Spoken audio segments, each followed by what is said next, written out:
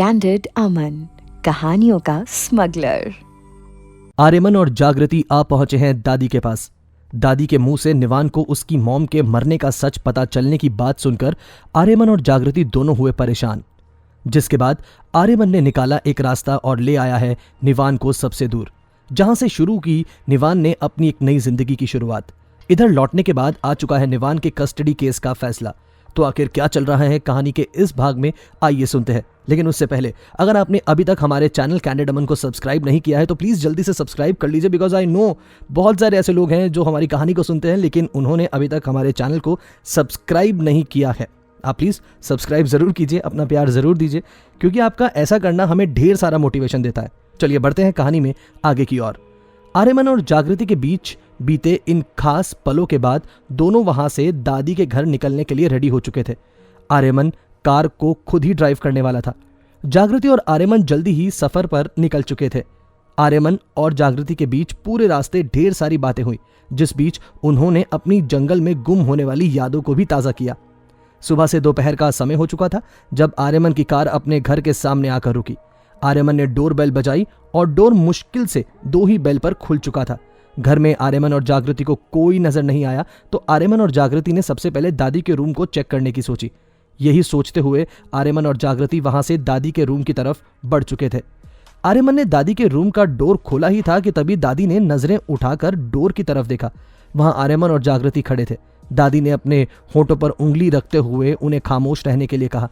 आर्यमन ने दादी को देखा तो सही, उनकी गोद में निवान सो रहा था। वो उनका सर थपथपा रही थी।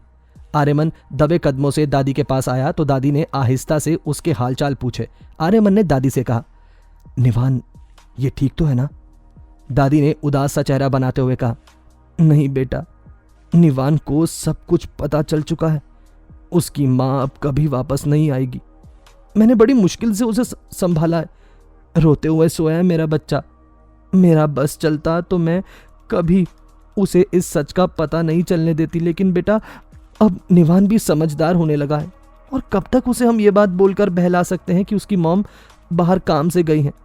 आर्यमन ने दादी से कहा, लेकिन दादी मैं नहीं चाहता था कि उसे ये किसी भी शौक की तरह पता चले, लेकिन इस बात से मैंने कभी नहीं मुंह मोड़ा कि इस सच का हम उसे जिंदगी में कभी ना बताएं।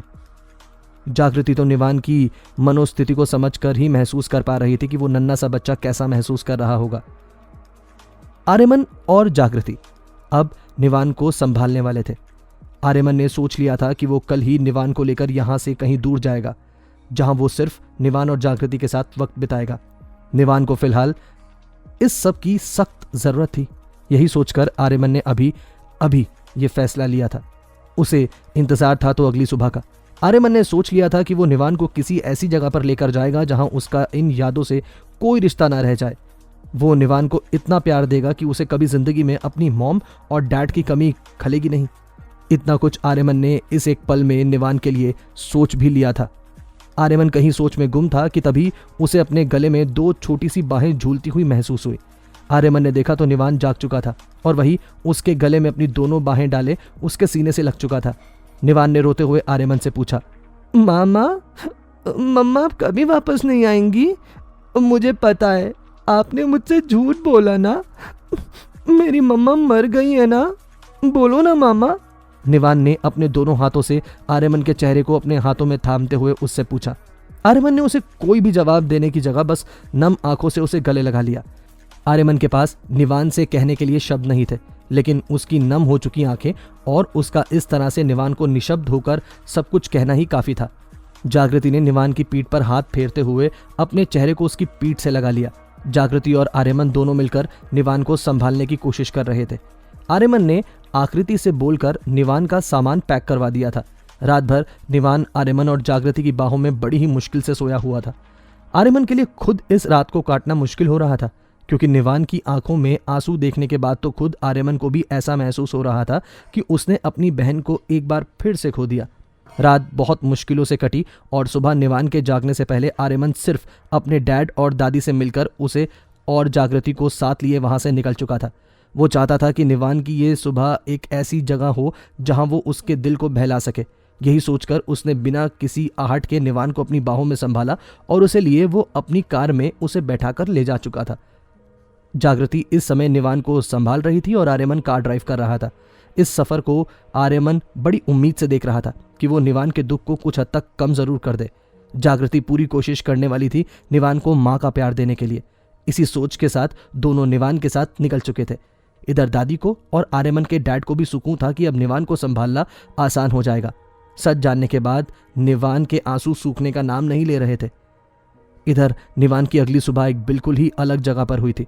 ये एक छोटा सा पहाड़ी घर था जो कि एक हिल पर बना हुआ था। अंदर से बेहद खूबसूरत और बाहर से तो किसी जन्नत से कम नहीं लग रहा था ये। निवान उठा तो इस वक्त उसे आसपास में कोई नजर नहीं आ रहा था। निवान मामा को आवाज देते हुए अपनी आंखें मलते हुए घर से बाहर आया तो आर्यमन और जागृति उसे वहीं टेबल पर बैठे हुए कॉफी पीते हुए नजर आए। निवान को देखकर जागृति ने फौरन अपनी बाहें फैला दी। निवान भी फौरन दौड़ते हुए उसकी बाहों में आकर समा चुका था। जागृति ने उसके सर को चूमते हुए कहा, गुड मॉर्निंग मेरे राजकुमार। इधर आर्यमन ने भी अपनी चेयर को उन दोनों के करीब कर लिया, जिसके बाद आर्यमन ने अपने ओढ़े हुए ब्लैंकेट में अपनी बाहों में उसको समेट लिया। निवान का चेहरा रोने की वजह से सूजा हुआ था, लेकिन इस वक्त उसकी आंखों में आंसू नहीं थे। आर्यमन और जागृति ने निवान के जागने से पहले ही ये डिसाइड कर लिया था कि वो आस्था का जिक्र जरा भी नहीं करने वाले निवान के सामने। निवान, जो कि अभी अपने मामा की गोद में सिमटा बैठा था, आसपास के नज़ारे को देख रहा था और अचानक से उसकी गोद से उतरने की जिद करने लगा। आर्यमन ने निवान को नीचे छोड़ा तो निवान दौड़ते हुए वहीं नजदीक में खेल रहे एक भेड़ के बच्चे की तरफ दौड़ा। एक किसान अपनी भेड़ों को वहां चराने के लिए लाया था, जिसका बच्चा भटक कर वहां तक पहुंच चुका था। निवान की उस पर नजर पड़ चुकी थी। निवान उसकी तरफ खुद को आकर्षित होने से रोक नहीं पा रहा था। जागृति और आर्यमन एक टक सामने निवान को इस तरह से छोटे से क्यूट से भेड़ के बच्चे के साथ खेलते हुए देख रहे थे। जागृति ने खुशी और एक्साइटमेंट में आर्यमन का हाथ थाम लिया। आर्यमन ने एक नज़र जागृति की तरफ देखा तो उसकी मुस्कुराहट सब बयां कर रही थी। सामने से उस भेड़ के बच्चे के मालिक को वहां आते हुए उन दोनों ने देखा। वो एक पहाड़ी आदमी था, जिसने आर्यमन से सॉरी फील करते हुए कहा, माफ़ कीजिए साहब, ये बच्चा बहुत बदमाश है, हमेशा ऐसा ही करता है। सब बाएं जाएंगे, इसे दाएं जाना होता है, बस इसीलिए भटक कर यहाँ पर आ गया। मैं अभी इसे लेकर जाता हूँ। आर्यमन ने उस भेड़ के मालिक से कहा, नहीं, बल्कि मुझे तुम्हें थैंक्स बोलना है। इस छोटे से बच्चे की वजह से आज मेरे बच्चे के चेहरे पर मुस्कुराहट है। क्या तुम मेरे लिए एक फेवर कर सकते हो? सामने खड़े भेड़ के मालिक ने आर्यमन से पूछा। जी साहब, मैं मदद कर सकता हूँ आपकी, मुझे बहुत खुशी होगी। आर्यमन ने अपनी पॉकेट से कुछ पैसे निकालते हुए उस आदमी की तरफ बढ़ाते हुए कहा, जब तक हम लोग यहाँ रह रहे हैं तुम इस बच्चे को यहीं छोड़ दो, मेरा बेटा उसके साथ काफ़ी एंजॉय कर रहा है। जागृति ने आर्यमन के कंधे पर हाथ रखते हुए कहा, आर्या, आप कैसे उस छोटे बच्चे को उसकी मां से अलग कर सकते हैं? वो उदास हो जाएगा। किसान ने जागृति की हाँ में हाँ मिलाते हुए कहा, मैडम सही बोल रही हैं साहब, लेकिन मैं एक काम कर सकता हूँ, इसके साथ साथ इसकी माँ को भी यहाँ छोड़ जाता हूँ। जब इस नन्हे साहब की इस बच्चे से इतनी दोस्ती हो गई है तो जब तक आप यहाँ हैं मैं इसको यहाँ छोड़ सकता हूँ। मैं आकर उन्हें खाना खिला दिया करूँगा। बस साहब, आपको एक बात का खास ख्याल रखना है कि रात के समय ये दोनों बाहर ना जाएं, वरना रात को किसी जंगली जानवर का खाना बन जाएंगे ये। आर्यमन ने फौरन सामने खड़े शख्स के हाथ में हाथ मिलाते हुए उसे दोनों का ख्याल रखने का प्रॉमिस किया, जिसके बाद वो किसान आर्यमन से पैसे लिए बिना जा चुका था। जागृति ने आर्यमन के हाथ को थामते हुए कहा, हर इंसान पैसे के लिए काम नहीं करता आर्या, चलिए हम भी चलकर निवान के साथ एंजॉय करते हैं। इतना कहते हुए जागृति आर्यमन का हाथ थामे उसे अपने साथ खींचते हुए निवान के पास ले आई। निवान ने उस छोटे से क्यूट से भेड़ के बच्चे से अपनी खुशी ढूंढ ली थी, जो पिछले दिनों से उसके चेहरे से गायब थी। आर्यमन की ये हॉलिडे खत्म होते होते निवान की कस्टडी केस की डेट भी आ चुकी थी। आर्यमन के बनाए हुए इस हॉलिडे प्लान ने निवान को एक नया जीवन दिया था। आर्यमन और जागृति निवान के साथ अपने चेहरे पर खुशी लेकर लौट रहे थे। तीनों घर वापस आ चुके थे और अगले ही दिन निवान की कस्टडी केस की सुनवाई भी थी। आर्यमन जानबूझकर आज जागृति और निवान को साथ लेकर नहीं गया था। दोपहर के लगभग 2 बजे का समय हो चुका था जब जागृति बेसब्री से आर्यमन के वापस आने का इंतजार कर रही थी। उसकी नजरें रह रहकर डोर पर ही जा रही थी। उसे इंतजार था तो गुड न्यूज का, जिसका उन्हें पहले से अंदाजा था कि क्या होने वाला है, लेकिन जब तक कोर्ट का फैसला नहीं आ जाता तब तक तो सांसें गले में ही अटकी हुई थी। घर की डोरबेल बजी। जागृति ने किसी भी सर्वेंट के डोर खोलने से पहले खुद ही डोर खोल दिया। सामने आर्यमन खड़ा था। उसके चेहरे के एक्सप्रेशंस जागृति समझने में मुश्किल महसूस कर रही थी, लेकिन दिल ही दिल में उसे पता था कि फैसला क्या आया होगा। जागृति ने आर्यमन का रास्ता घेरते हुए उससे पूछा, आर्यमन, सब ठीक तो है ना? क्या हुआ फैसले का? निवान की कस्टडी केस हमें मिली या नहीं? हम ही निवान के मम्मी पापा है ना? बोलिए जल्दी। जागृति ने आर्यमन के दोनों हाथों को थामते हुए उससे रिक्वेस्ट की। आर्यमन ने मुस्कुराते हुए जागृति को बताया, निवान आज से ऑफिशियली आर्यमन मल्होत्रा और जागृति मल्होत्रा का बेटा है, और उसका घटिया बाप आज के बाद कभी निवान के ऊपर दावा नहीं कर सकता। निर्मय मेहरा के ऊपर आस्था के मर्डर का और धोखे से इस केस का रुख बदलने के केस की कार्रवाई शुरू हो चुकी है। निवान को अब हमसे कोई भी दूर नहीं कर सकता, कभी भी नहीं। जागृति आर्यमन की बात सुनने के बाद उसके गले से लग गई। तो दोस्तों, ये कहानी का सेकंड लास्ट पार्ट है।